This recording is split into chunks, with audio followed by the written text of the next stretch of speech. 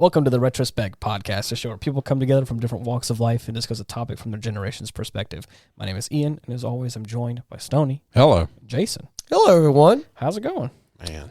You just got finished talking a little bit. We survived the solar eclipse. Yes. We did. We're all fine. The world didn't come to an end. But I wagered that because it was cloudy over here, we didn't see it, it didn't happen. I'm playing. That's right. Yeah, that's right. If we didn't see it, it didn't happen. Yeah, right. right. So it was all just... Well, you know, they said that when we were doing the episode on the eclipse and we talked about the New Madrid fault and the big earthquake that happened, it happened like 3 months after the eclipse. Right. So we're not out of the woods yet when it comes to potential disasters. Right.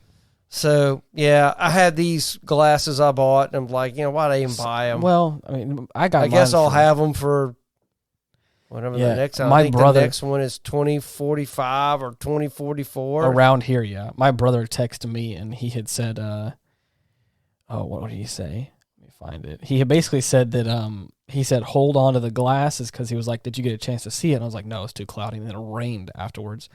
And he was like, oh, well, guess what? The next one is in 2026 in Spain, Greenland, and Iceland. Yeah. And I was like, okay. Yeah, I think the next one in the United States is 2044, 2045. And it looks like it goes through Florida, across the southeast, and through Little Rock, Arkansas again. So they're going to get another whammy of totality, which is kind of rare. That doesn't happen very often. Right. That kind of... Maybe next year, or maybe next time, I'll plan better and then just go take a road trip up there. People are driving out to these sites. And when I see the videos and I see the pictures, I've seen them before, but not nearly as many as I did this go around. Because again, the interesting thing was how many people got the chance to see it because of how big the band was, and it was also through all these major cities. So it's, but man, whenever you see them, it is it's crazy.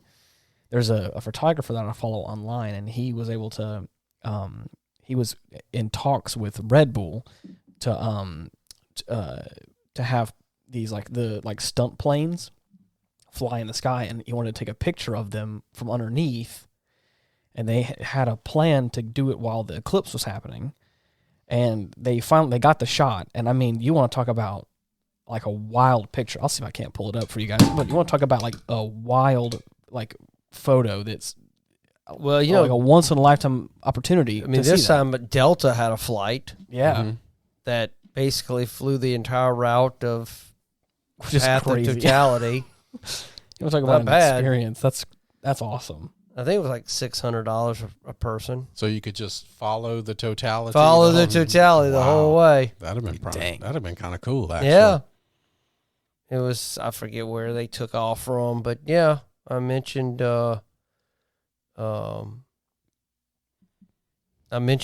think I mentioned that in that episode. He had said that this may be one of the best pictures he's ever taken, and I was like, I would wager that that's correct. Because you want to talk about like a once in a lifetime picture. Yeah, you can't. It's cool. There's two planes, and they're kind of in between the actual eclipse, and it's that golden ring in the sky, and it's wild, dude. That's super cool. And yeah. You know what? I'm telling you, I have to make note of this, that the new Fallout I haven't seen it. TV show on Amazon Prime dropped. Yeah. Was it last week?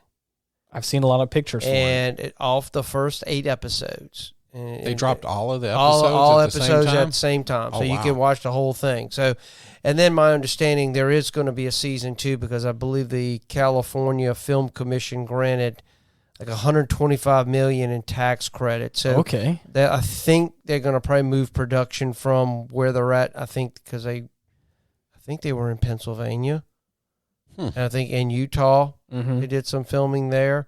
Okay. They may be going back to California, which would make sense because that's kind of where the Fallout world takes place, is at least where they're looking for, is on the West Coast.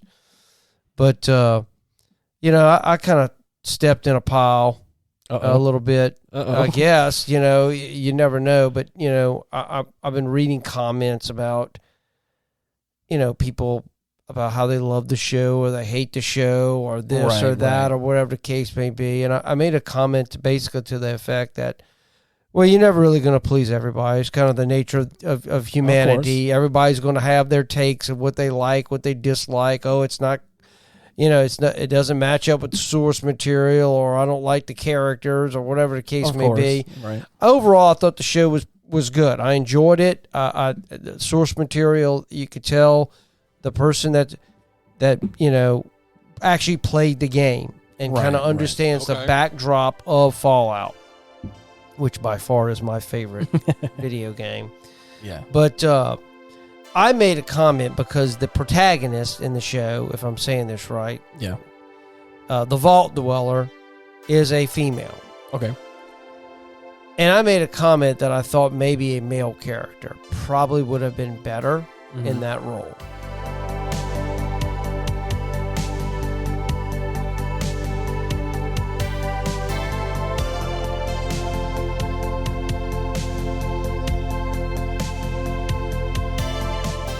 Just my opinion. I just thought it would have flown. Would have flowed better. Flowed better. That's the words I'm looking for. Well, I think it also probably would have fit the demographic a little bit. Exactly, because I just think there's more guys watching. Probably, yeah. Now who knows? Maybe there's a reason they put a female in there to get guys to watch the show. So, maybe who knows? Yeah, there's always reasons. Yeah, I'm kind of beyond all that. I just thought that a male character would have fit the. There was actually a fan-made Fallout film put on YouTube called Nuka Break. Interesting. And that little company that put that together did a really great job. Wow. For a fan-made film. And the guy they had playing the Vault Dweller, I thought would have been perfect. Really? For this role. I really wish they could have somehow that would have worked out, because I thought he played it to a T. Yeah. But I made a comment that, well, lo and behold, you sparked the fire. I sparked the fire, and someone had an opinion about your opinion. Exactly. Basically. I made a comment, and believe it or not, I am looking at my phone. I'm still getting comments on this deal about, well, what do you have against women and all these things, and I'm like, I got nothing against women. I just think in this particular role would have been better as a male. Right. But, well, I play women character. Who cares if it's a male or female? Well, that's fine. Right. I just think this is a movie. Yeah. And I just thought a male character probably would have been better. You could have probably found other lead roles for women in the show. But as far as the Vault Dweller, I think it should have been a male. Right. But I'll tell you what, I some of these comments that I have been getting, it's been like, you've got to be kidding me. Really?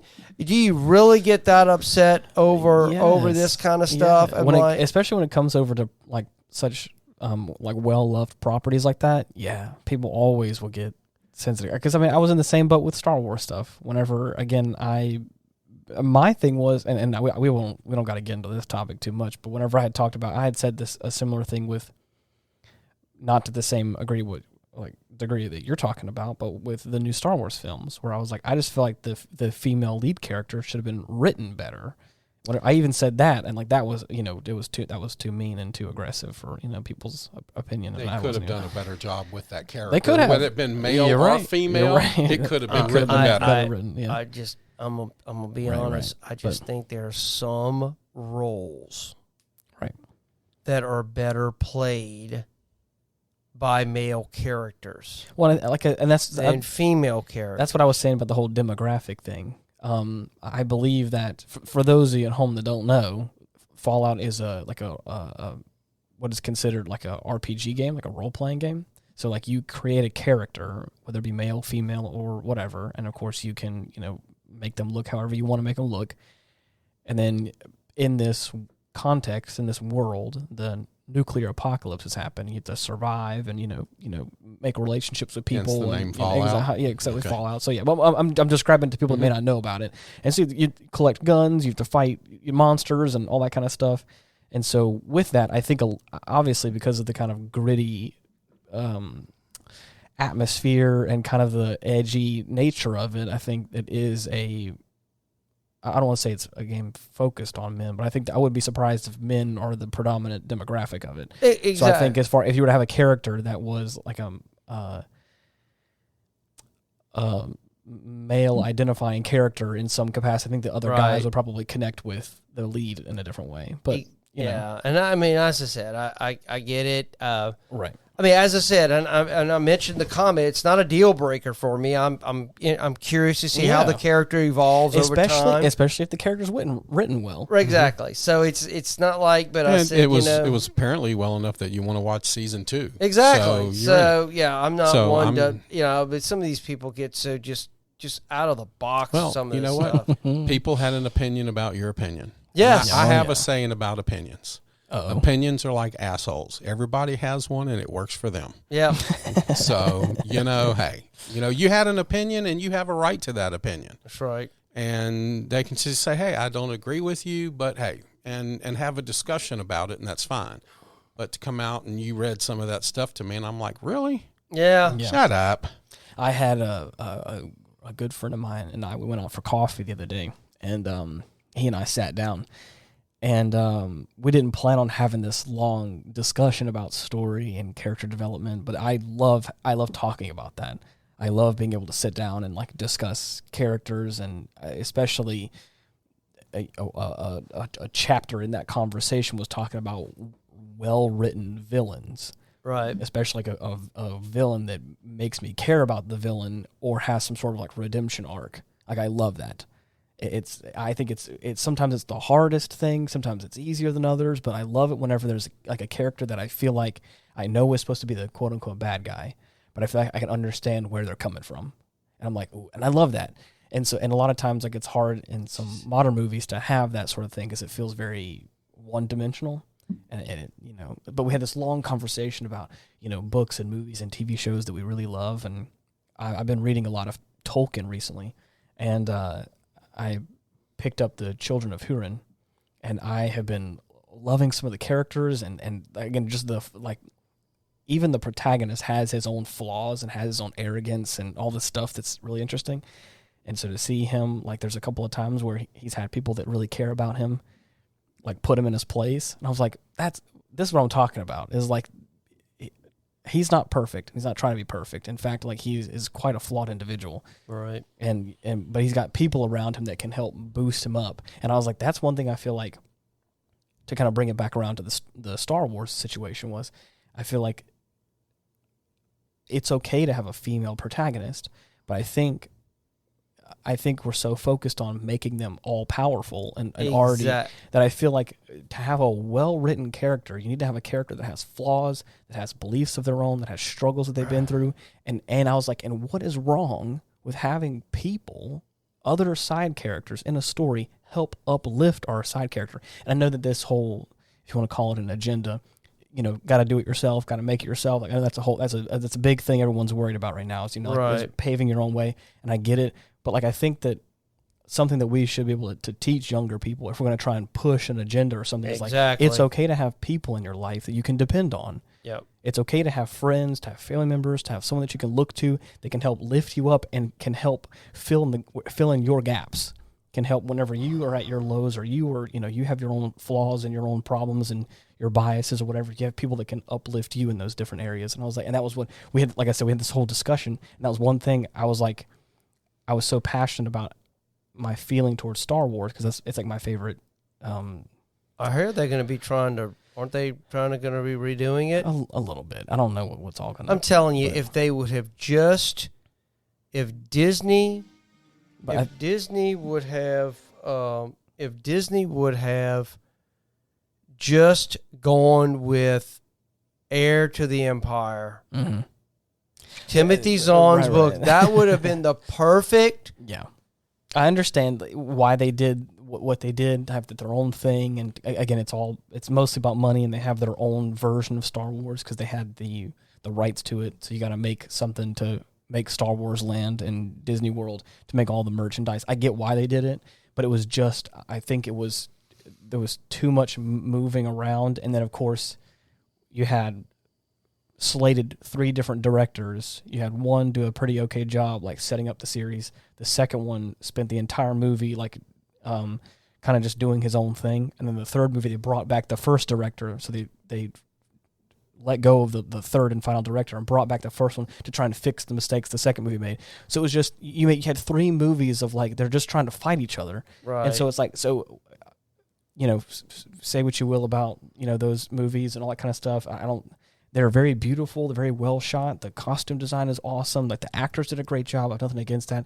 It was just they had some great characters that I don't think were given the spotlight they deserved, and that's very evident if you see interviews with the actors and stuff. They just are not happy with how it all turned out, and I don't think anybody that really cares about the franchise or that even cares about the idea of those characters are either. Right. And so that's the thing is I feel like I said, I had this long discussion with a friend of mine sitting down over coffee about like whenever I was so passionate about whenever they first came out, I started like rewriting how I would have liked like the progression to happen, the shift in some of the characters, and have a strong female lead that has this kind of push and pull with the Star Wars theme of light side, dark side type stuff. Where I think that's and then of course interspersed with that, having people that can be in her life that can Princess Leia type, they can like uplift her whenever she's down and be like, I've been there, I got it. Right. Like what's wrong with having that? And anyways, so I found this thing. I like the way you said that. I found this thing the other day, and I started sending it to a bunch of people. It's the 5 types of people to surround yourself with. Yeah. The inspired, the motivated, the open-minded, the passionate, and the grateful. Yeah. How about that? That's cool. I like that. Because even just surround yourself with some great people. Even the romantic interest of like the protagonist and the antagonist of that new Star Wars thing, it felt a little forced at the end because again there was not a lot of groundwork to be had, and I was like, you could even write that pretty well where you have both characters that are flawed, that are both fighting on opposite ends of the spectrum, and I was like, why can't you have them be opposite sides of the same coin where they're fighting each other to a degree, but at the same time, they're both trying to fight for the same sort of thing towards the end or whatever. But see, I think that's part of what's wrong with the writing today, and that's in music and in movies and everything. They're trying to force something. Of course. They're trying to force a person. Right. They're trying to force a narrative. They're trying to force something. They don't care how they get there. They really don't. Yeah. And you shouldn't force anything. You shouldn't force love. You shouldn't force writing. Right. Well, last night I went to a movie. Oh? Kong and Godzilla, the New Empire. Really? Okay, I haven't seen it yet, so please don't spoil it. I'm a huge I wanna see it. Godzilla fan. Same. My roommate, I love it. Godzilla. I love it. And I said, it's been out now, I think 2 weeks. I said it's fixing to probably leave the real big screens. Probably Right. going to be put them on the smaller screen. So I wanted to make sure I could watch it on the PLF screens. Yeah. So last night, after my girlfriend left to go back home, I went to the movie. Okay. And I got me a big tub of popcorn. There you go. A big icy, Mm-hmm. which I shouldn't have eaten all that. Why? Because I felt terrible afterwards. But you got to do that when you go to the movies. That's just what you got to do. I did that and watched just a great Yeah. show where they just allowed the monsters to fight. Mm-hmm. And that's what I wanted to say. Have you seen the ones leading up to it so far? Oh, I've seen them all. Yeah. Okay, good. I've seen them all. So, man, there was. I hear there's another one coming out. Oh yeah. They're having a whole slate full. Well, I think what's happened is because this movie did so well. Yep. Mm-hmm. I mean, it's done. Well, it did well at the box office. The franchise. So, if a little behind the curtain, a little bit, we tried our hand at Godzilla back in '98, 2000, or whatever, and the studio tried to make it their own and did a bad job with it. It was not good. So the people that owned Godzilla, Toho was like, nope, you ain't doing that anymore. And then back in 2014, they allowed us to try a second time. Legendary Pictures did with that Godzilla 2014, and it did a pretty good job. And we got slated for a second one, I believe, which was I think we did King Kong after that, I believe, and then the following one was, I think, Kong Skull Island. yeah. But the one directly after that was Godzilla, King of the Monsters, and then I think that one did as well as it did. They were like, and then it was Godzilla Kong against Kong. Yeah. And now this one, Right. I think the next one is going to be Destroyer. Okay. Is going to be the main. Oh, that's gonna be cool. The villain. So, but I think the reason why I was saying that was like after one or two attempts, I think we've proved ourselves in a way, and that they've made enough money to where we have like a whole. I think it's called the MonsterVerse. I think it's going to be called. The legendary MonsterVerse. The MonsterVerse. They're just fun. Well, Apple had the TV show that they do have the show that I enjoyed. I thought they did a real good job with it. But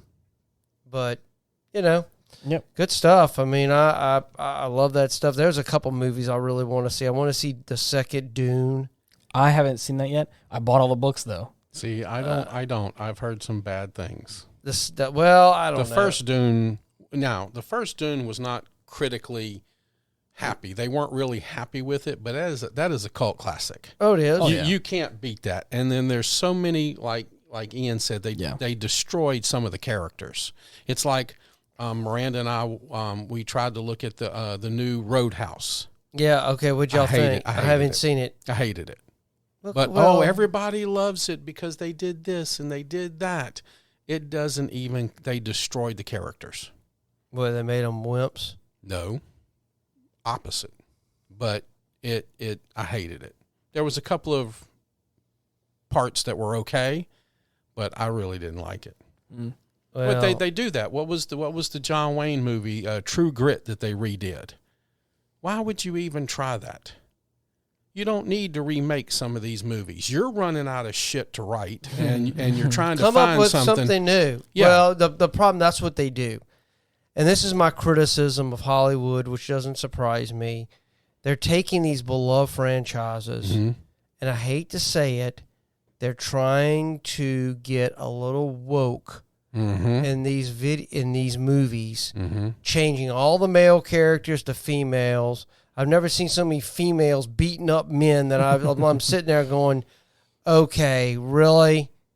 Okay, I mean, I get it's a movie, but I mean, come on. Mm-hmm. We all know that's just why they're doing that. My biggest thing that I hate about the movies is they take the same story and they tell it 100 times. Think about this. Pocahontas, Dances with Wolves, The Last Samurai, and Avatar are exactly the same movie, but James Cameron won so many because he made them blue. Ooh, look, they're blue. And he won so many awards. It's the same freaking story. And The Last Samurai was better than Avatar. But that can also be said about music. You can write the same chord progression, but put new words to it and put a new feel to it, and of course it can mean something for somebody else. So I think I get what you're saying, but like at the same time, like just because you use a motif or you use a vessel to tell a story, I think you can tell it in your own special way. And with Avatar, like that was like groundbreaking visual cinematography. No doubt. It was like I think there are ways you can take inspiration from a lot of stuff and then make it your own, but it's just whenever you immediately rip off what is already established as a good thing and like take what like for instance, I don't know this yet because I was never really a big Ghostbusters fan, but I got friends that are big Ghostbusters fans, and they were like, the first like one or two movies were pretty good, and now we're like they just made a new one. Yeah, they did the Frozen Empire or whatever it is. It's like we're like now it really feels like you're trying to milk this name, and it's not like you're like, I get that you're trying to like take from nostalgia, and which like I said, that so you can do that. Indiana Jones and Star Wars or whatever, like you can take from nostalgia and then make it something new and probably tell a narrative or tell a more modern story for this day and age. But it's whenever you do that and like the characters are poorly written, there's hardly any motivation, and it's like it then leaves all of us as viewers watching this going, what was this? Why was this made? And it's like, oh, it was made for profit. And then it feels gross. And then it's like now you're taking an art form and you're taking something that I find nostalgic and love from a well-written story and a group of characters. And instead of like taking that and having inspiration from it and then making your own thing in this universe and bringing all of us into this modern age and telling a modern story or trying to deliver some new values with some inspired characters or whatever, it really feels like it's just a vessel for you to make money. And then now it feels gross. But you see, they're starting to do that a lot. Like, yeah. What's the next one, the big movie coming out? Beverly Hills Cop. Oh gosh. Okay. And they're bringing even the little art gallery guy, Axwell, they're bringing him back into it. And I kind of like that when they bring all those people back and give them one more chance in the light. But they're doing that a lot now. Yeah. Well, that's also one of the reasons that the Expendables came out. I mean, if you think about that, any one of those characters in that movie or movies after that are their own stars. They could star in their own movie, but they said, let's do this for the fans. Right. Let's not worry about making a whole bunch of money. We're going to make some. But instead of one person making it, why don't we make something for the fans? And you got 15 freaking stars in it, right? That could carry the movie themselves. Well, yeah, and I kind of like them doing that, right? They've been. I mean, they're all multimillionaires. Yeah. It's not like they're Right, hurting right. for more money.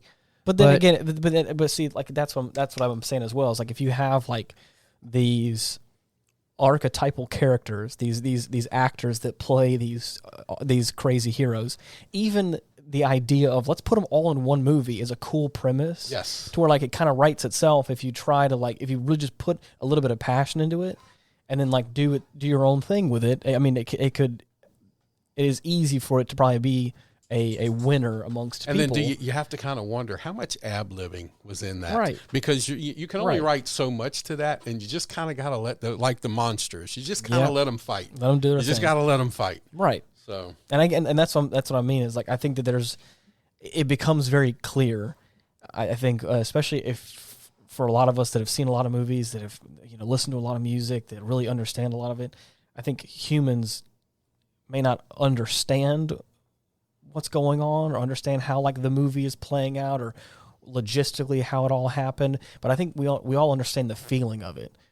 And once it becomes devoid of that human feeling, I think, and we won't get onto the subject, but I feel the same way about AI art and stuff, is that I think a lot of that stuff lacks that human expression, that shared experience of like understanding something. And that's how art is made, is I think whether it be music or painting or even cinematography, like there's an experience, there's a what's the word I'm looking for? Like a bias, like a kind of a skewed perception on something, or a struggle or an emotion towards something that then is being portrayed in this way. And then I think us as humans as well can go like, oh, I understand that, or I feel that.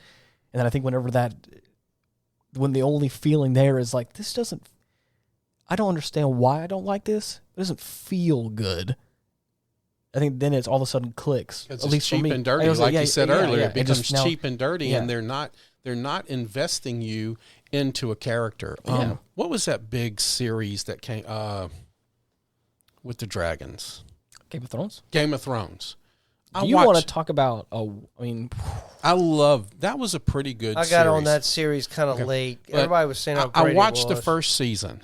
Yeah. And then I got invested in one of the characters. Yep. And in the last episode, they beheaded him. Yep. I was pissed. Yeah. I was so freaking pissed. And then they did a big interview getting ready for the second season with the director and writer and all of these characters in that first season. And all of a sudden, the writer starts laughing. And they asked him, what are you laughing at? And he goes, because I just realized I killed off most of the people on the podium. But you got invested in these characters. Yeah, right. And they don't really get you invested anymore. Yeah. And you need that investment to want to continue. See, there's enough investment in your show that you're okay with it being, a character that you thought could be better because there's enough investment in the rest of it for you. Right. But if you don't drag people in and use that emotion like Ian was talking about, then it's just not worth it to you. Yeah. And you're just going to go, I don't need it. I really enjoyed Game of Thrones. I mean, obviously the last few seasons, for a number of reasons, didn't go as well as there it was did. a bunch of shows that... Well, the coffee cup destroyed it for everybody, Did y'all watch Black Sails? No. That was pretty good. That was Starz' competition. Okay. to Game of Thrones. I've said it. I've said it before. The directors of the Game of Thrones show do really well with having source material already. I don't think they do a good job of making their own, and that's very evident with those last 2 seasons when they were kind of making their own writing, doing their own stuff. It's tough create your own world, right? Well, especially one like that has so many well-written characters and has so much realism in life. The reason why I've said this as well. The reason why I think Game of Thrones did so well is because it subverted everyone's expectations for like traditional cinematography, as far as like telling a story.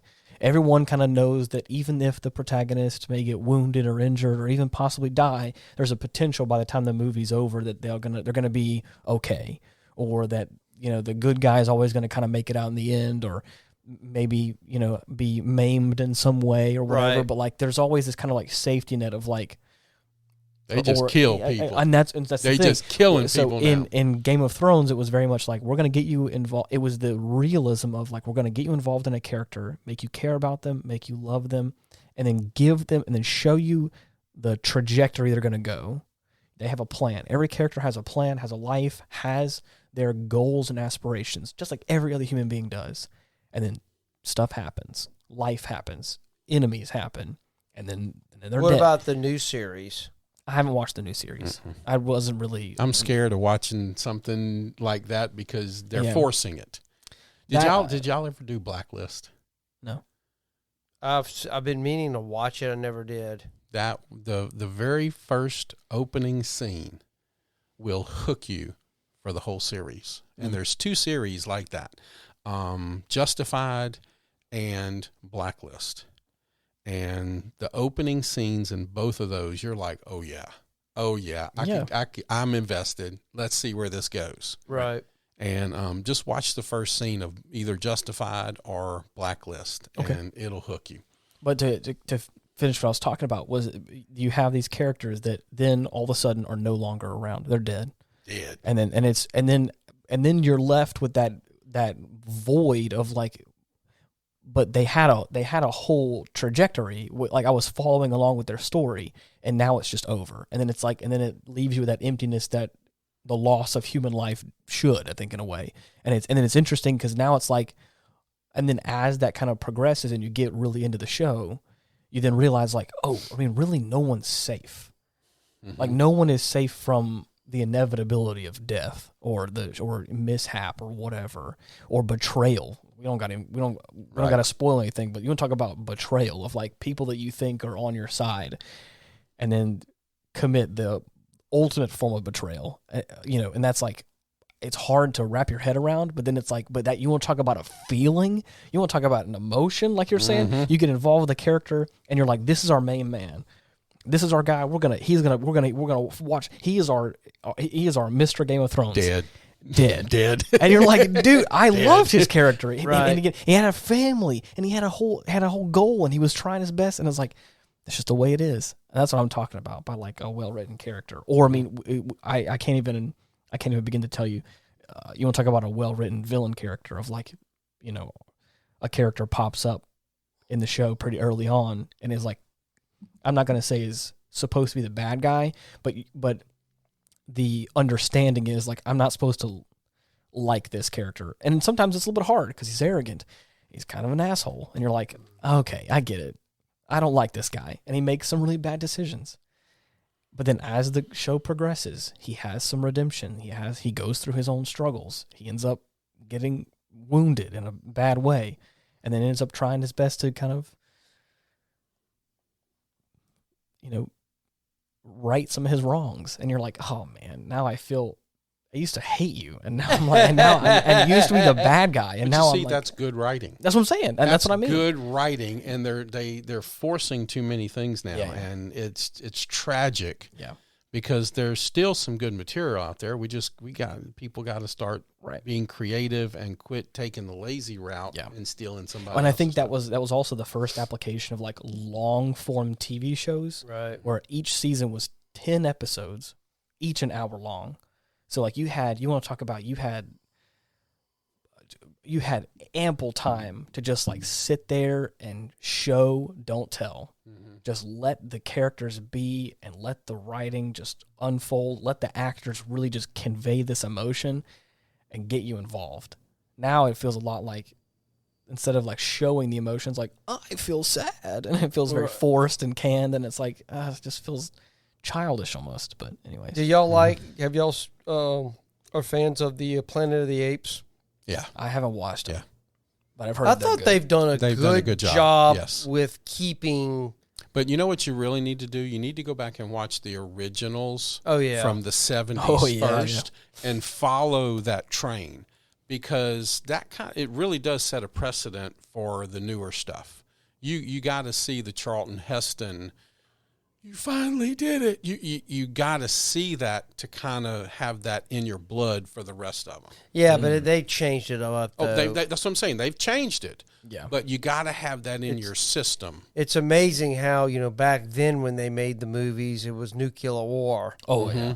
In the new adaptation, it's all about plague and disease. It's funny how things have kind of, changed and everything. But, there's a new one, new Planet of the Apes coming out that I saw that. Looking forward to seeing that. I'm a huge Planet of the Apes. That would be a good one for your. Yeah. I know there's a whole bunch of them that we haven't seen. We've kind of touched on a lot of the old Godzilla films, which has been a lot of fun, because those are more fun. Those are more. How can you not like that? Yeah, right. Godzilla is coming. Yeah, but who doesn't like Godzilla? King Kong. I mean, that's of course. But you see that even back then, as terrible as those original ones were, it was still good writing, and it was about something people were passionate about, talking about the downfall of nuclear war. Right. And these monsters originally came out because of some nuclear bombs. Right. And what can we do to discuss that? And, if we would have had the writing of what we had back then, with modern day graphics, and what sort of movies? I'm trying to think, the original Star Wars. Well, think about it, even George Lucas says he would have loved to. He said that. He said that's why he started Lucasfilm, because he would love to have some of these things. Back then. Can you imagine? I mean, I think of all the real great movies. I mean, Indiana Jones. I mean, all of these. So are they going to redo Star Wars? I think they are. I mean, probably not remake the originals, but I think they're going to try and. I think they're going to, if I'm not mistaken, they're going to try and make more films or shows. They're going to try and right the wrongs of the sequel trilogy. They just need to get. That's what I'm saying. Because I don't think they're not going to go back on it. They're not going to remake the ones they already made. But I think they're going to try and, in some way, I don't know. It's about 35 to 40 years that they remake movies. And the original Star Wars was 77, 78. So it's almost time. Saw the original Star Wars at the drive-in movie theater. There you go. That's awesome. Mm-hmm. Remember that. I was at a drive-in. But even even those are fun. Even the original Star Wars, the first film, A New Hope, follows the trope of the hero's journey. That whole thing is, finding tragedy. There's like a call to adventure. There's all these characters feel very. There are so many things, but it still has its own emotional impact. I think because there was a person behind it, or a group of people behind it that were trying to tell a story that was interesting. So that way, whenever that second movie comes in, and of course you get the iconic, like the reveal of Darth Vader being his father, everyone is like, oh my gosh, because again, it's all these characters. We have time with them, and we experience all the things with them, and then to find out something tragic like that, it's like, wow, that's got to be out of this world to experience. Like, what does that feel like to have the person you're fighting up against be your dad?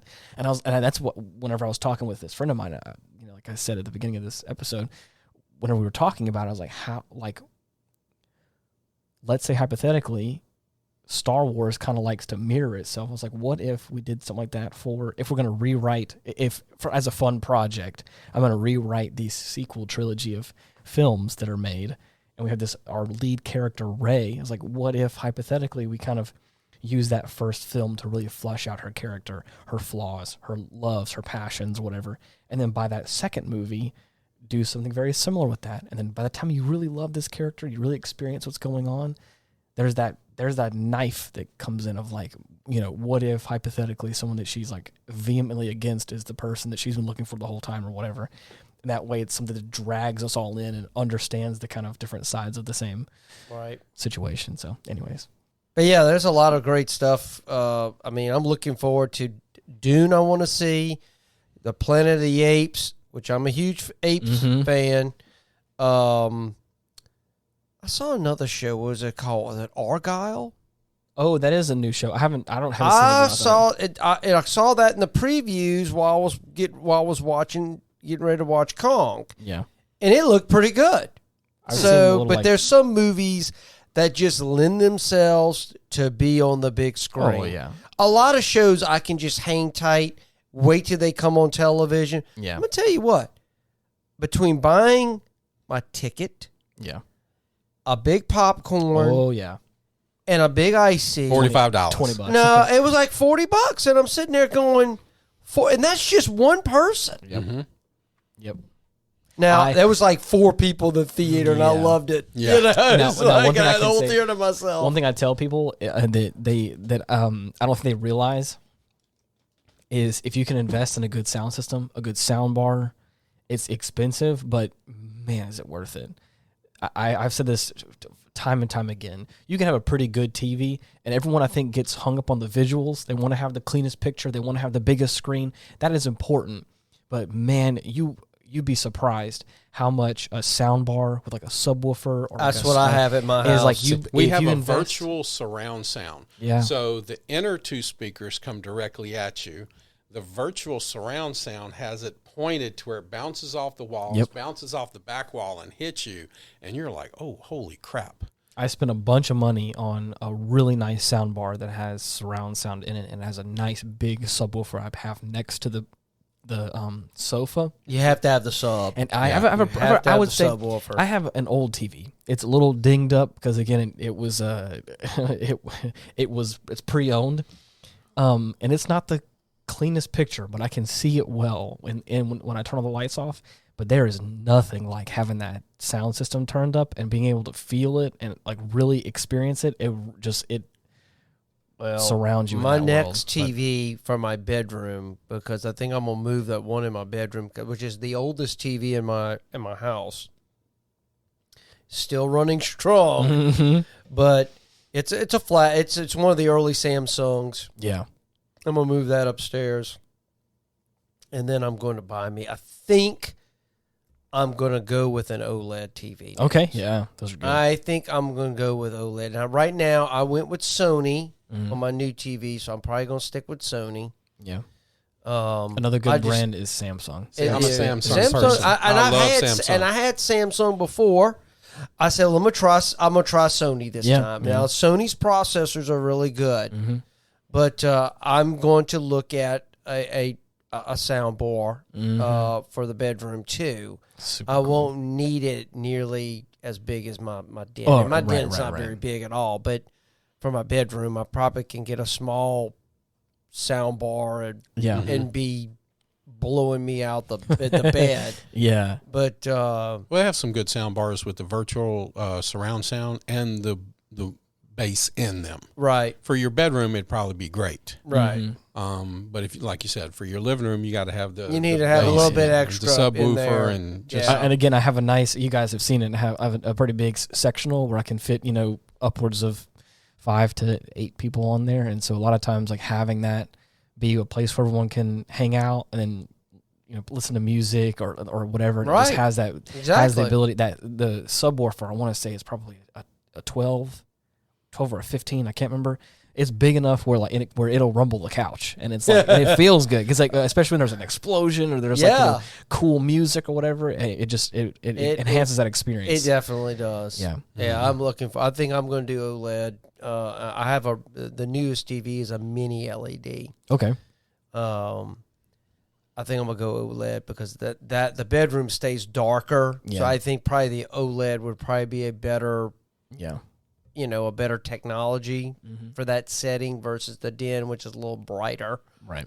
So even though now I think it's micro LED. Oh yeah, that's why the plasmas died. Basically, plasma TV is dead because it just the brightness and all that, and just OLED is the size of OLED is I'm telling you, an OLED TV in a dark room is an incredible sight to behold. Oh yeah, I mean it really is. It's a beautiful, beautiful picture. Mm-hmm. Now they got 8K TVs. Wild. You can't even see 8K. Yeah, you can't even see 4K. Right. Yeah. All right, and that's what I meant. Is like you can sit here and you can kind of start, pixel peeping and starting, really, get so granular. The picture will probably look really nice, but a lot of times if the sound is not good, it just won't put you into it. I've always said if I had the lottery type money and I can build a home and I would build my home theater. I would design a home theater room. Yeah. I could really spend some serious money. I would have my own theater. I would everything. Stadium, the theater seating. Theater seats. Yeah. Oh yeah. Kind of changing the subject a little bit. I just recently bought the whole 6-book collection for Dune. I don't know if I mentioned that to you or not. I told myself if I had the chance to find it, I wanted to get it. You mentioned Dune a little while ago, and I've never read. I thought Dune was good. Stoney said he didn't like it. I never read. I haven't seen the movies, and I haven't read the books. The new Dune, right? I love the old Dune, right? Yeah, you probably put. I get that because I kind of put that Dune like the original. What was it, Blade Runner? Yeah. Yes. And then they redid the new Blade Runner, and people were saying it's not quite the same, and all that stuff. And right. I don't know. I've never watched the movies. Only thing for Dune I've seen is the old one from the 80s. Right. And that was pretty wild. With Sting? Yeah. Yes. I forgot about that. With Sting. Yes. But he did great in that too. Yeah, he did. But I haven't read the books though, and so they have because of the motion picture, they have I think they've re-released them, and they have some really cool art on the front of them that aren't the movie posters. I don't like to buy books that have the movie poster stuff on it. I want to buy the book itself, and so they had online a whole 6-book collection that I wanted to get. And I told myself if I ever found it at the bookstore, I was going to get it, and I did, and I found it, and it was the only one left. So I almost talked myself out of getting it because it was a bit expensive. It was all of them, and I didn't hold myself to anything. I was just if I find it, I want to consider getting it. And when I saw it, I was like, this is when I should really consider getting it. And then I saw that it was the only one left, and I was like, I have to. And it was marked down a little bit. It was a little discount going on. I'm a member of that bookstore, and so I got it as an even further discount. So I think if you buy them all individually, it'd be $120. The bundle was $110, but it was marked down to 90 something. And with my discount, I got it for just about $80. And I was like, oh yeah. So I have all of them now. I'm gonna read those eventually. If there's a movie made from a book, okay, do you read the book first or watch the movie? I would say read the book.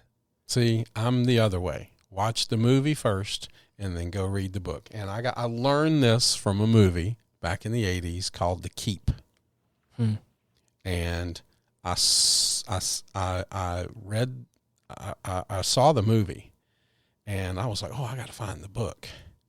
And it destroyed me, and it destroyed the movie because the book was 100 times better. It always will be. Just you have more detail in a book. Oh, I think you have time to develop characters better in a book than you do in a movie. A movie, you got maybe 2 hours to try to compress. Yeah.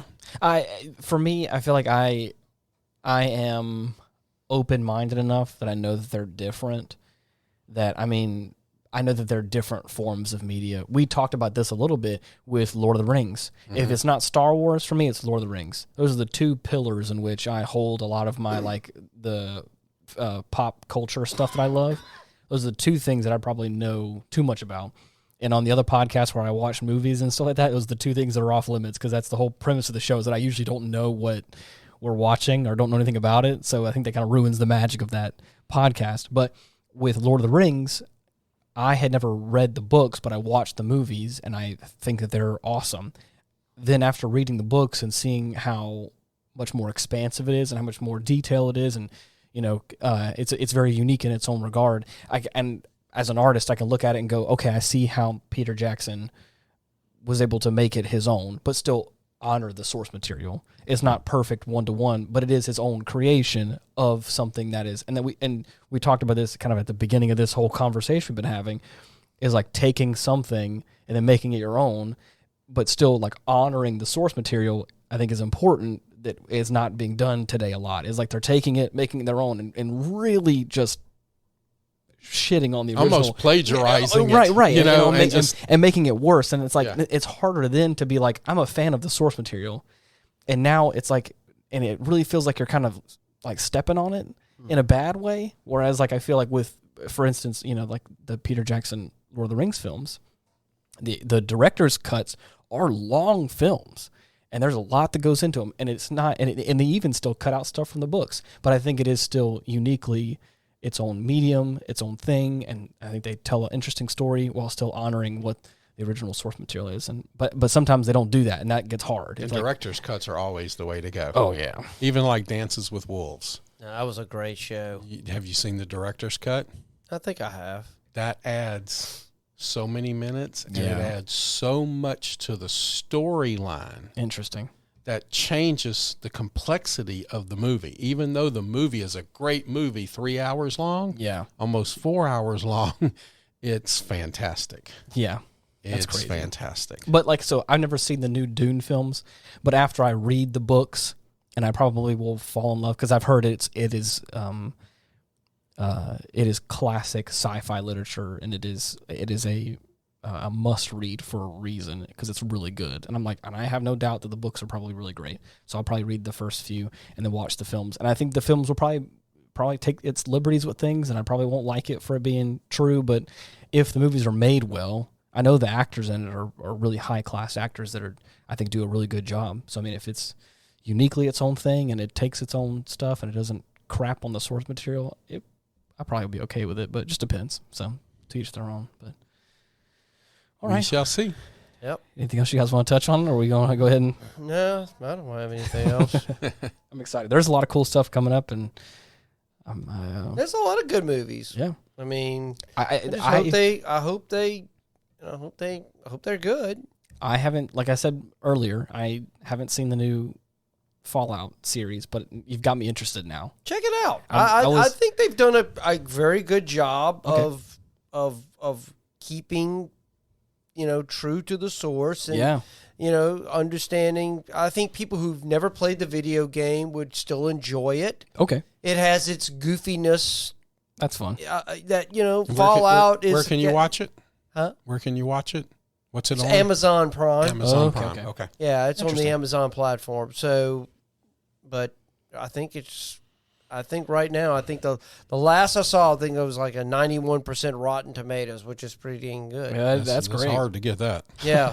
So people are excited about it, and Fallout is a huge following, multi-decade long game series. So I think if anything, now that Microsoft owns Bethesda, I wouldn't be surprised if they start trying to push Fallout 5 sooner, even though they say they're going to do Elder Scrolls before. We'll see. I just want them to take their time with it. Don't rush it.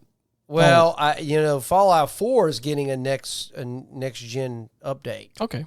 And it's getting a new DLC. I'm okay with that. I get it. I'd love to see them remaster Fallout 3 and Fallout New Vegas. I still love those games. Probably not. Well, I don't think they can for New Vegas because of Obsidian and all that stuff, but because of their.